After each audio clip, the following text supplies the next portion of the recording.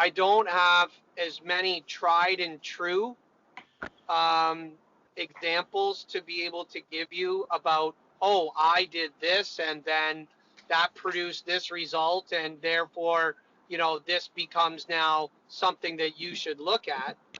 I'm more, I'm more at a point where I'm like learning from my mistakes and trying to, like, if I had to do it again and I was in charge of a group, a team, and I had a bunch of kids with parents, what would I do differently to just help the environment, help facilitate the teaching environment to a point in which I could get advocates instead of adversaries, in terms of the way in which these parents are impacting my program.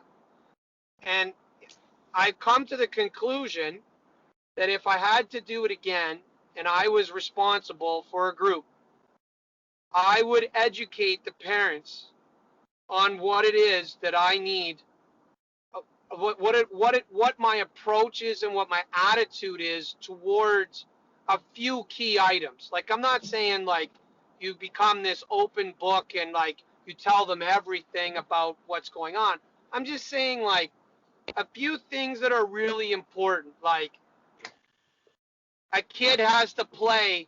A kid can't get sad. Like, if I'm coaching a 12-year-old team, I know now that if a 12-year-old little boy or little girl is the sixth defenseman on the team, and we get to the last 3 minutes of the game and their shift is up next, and I put two kids in front of her or him,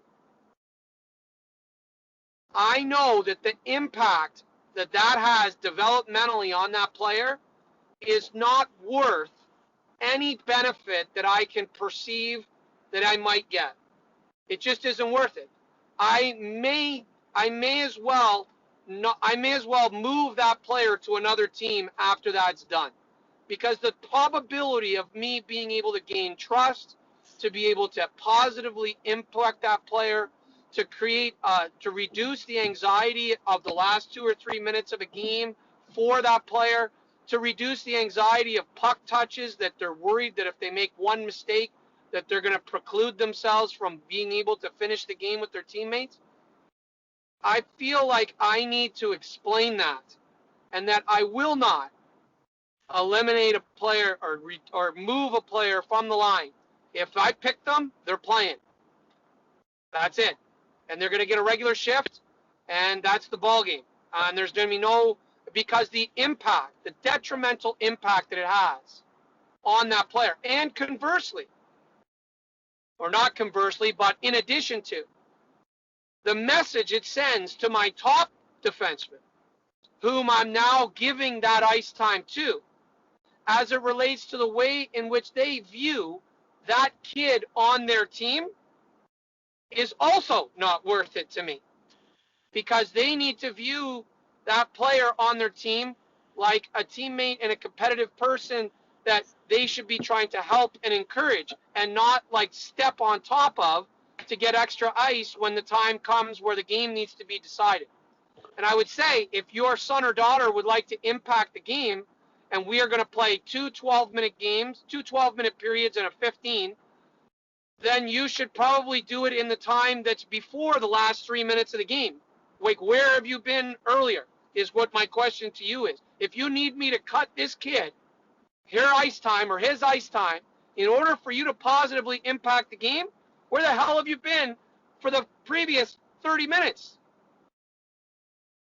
I think that educating parents on issues like that, on issues like the impact, a positive impact of failure and the way we shape failure, that is a critical component that we need to do. And I believe I would do a much better job of 3 or 4 things I would be really communicative on that I never did in the past. If that answers your question. So awesome, Darryl. So awesome.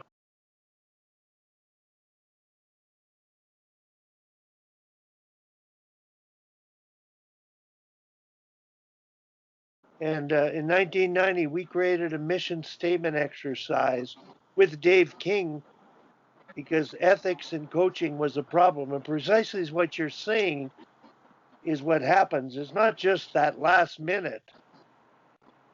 They shorten the bench in whole ice hockey from the get go, so kids are playing special teams. So they're basically not transmitting belief. When we do those sorts of things, we are perpetuating the achievement gap or the the competency bias. And if I have one regret for my book, it's that I didn't spend enough time really explaining what I mean. I feel like I touched on it, and it was like one of those like I wanted it to be a conversation point, but I feel like I should have done a better job of really over explaining the achievement gap and the competency bias in which we perpetuate when we ineffectively we demean kids to the benefit of others, and with no real reason other than there's a competency bias to which now I have free reign to impact how you feel about yourself as a 12-year-old kid or 10-year-old kid or 8-year-old kid. We don't have the right to do that. And the competency bias and the achievement gap is not something that we should be leveraging. It's rather something that we should be trying to influence, positively influence. So this is not to say that my ninth forward or my sixth defenseman, I want to stop the development of the best kids to make sure that these kids at the bottom get a chance to catch up. That's not what I'm saying. I'm saying we need to improve every kid at whatever pace or level in which they are capable of doing at that time.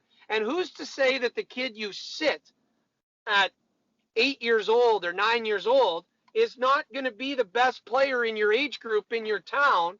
You don't know that. You don't know that. But what you're trying to tell me at times, the argument I hear is, well, that kid that gets sad, it lights a fire in their belly and they come to overcome. I'm pretty sure I can light a fire without demeaning that player. I'm pretty sure I can do it. And I don't think we need to do that school of hard knocks anymore. I think as a society we're better than that. And I I've had it in my kid's life where she is the benefit or the benefactor of these things going on. And every time it's been situations in which I've said to the coach, I don't want that. Do not overplay my kid to the exclusion of someone else.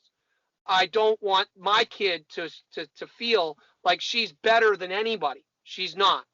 She's at a certain stage where she's a little bit ahead, but that doesn't mean that she's always going to be ahead. And the fact that I'm doing this to this player is fundamentally humanly wrong. And we have to stop its practice, and we need to do things to build kids and not perpetuate the competency bias and the achievement gap, but rather try to improve all the kids. And I think it's important to say, and like I said, I'm really mad at myself for not, it's a big part of what I believe in as part of development. And I feel like I dropped the ball by not overly explaining that. So I wanted to take the time now to really, like, you opened the door, Wally, so I felt like I need to kick it open. Well, I'm glad you did because I'm going to edit this portion. Tom Rennie is adamant that this exercise be a part of coach certification in Coach 1, right up the ladder. Adapted, the principle's the same. Doesn't matter if it's novice. When you look at AA and AAA, they shorten the bench at the beginning of the year. They've picked those players as being the best players. So, at the competitive levels, and I'm talking Claire Drake and Murray Smith at the University of Alberta and why they've won 29 championships on the male and female side. They play everybody for development in the first half and everybody that earns their roles, but they have a role in the second half. And that doesn't happen at competitive levels. It Well, I'll happens. tell you the other thing. The other Yeah. thing that irritates me, now that we're on this topic, is I don't want to see a 12-year-old AAA level.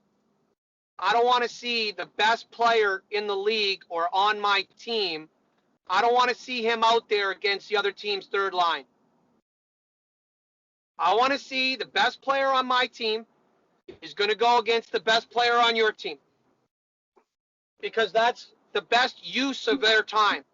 There's no sense me being a great coach and manipulating the situation in which I can create a matchup advantage because maybe I have more depth than the other coach.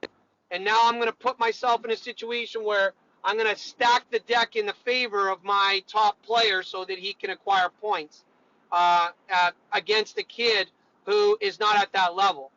I don't know that we have to do a better job of line matching so that we can perpetuate development or influence development. And I feel like we do a lot of coaching, and I'm guilty of it. Hey, I am top of the food chain, first in line, guilty as charged of doing all of this stuff. Everything I'm telling you that we shouldn't be doing, I've done. I've sat kids. I've I've put my best player against your third line. I saw a kid out there for an extended shift, and I put my best player out there to get every advantage I could to win games. And I thought I was a great coach because of it. However, in hindsight, as I learn more about how kids are and the development of kids, I now know more about how negative impact that can have on every kid involved, not just the kid at the bottom. Every kid gets a negative impact on that. And it's for those reasons, if I ever had a chance to do it differently, I would.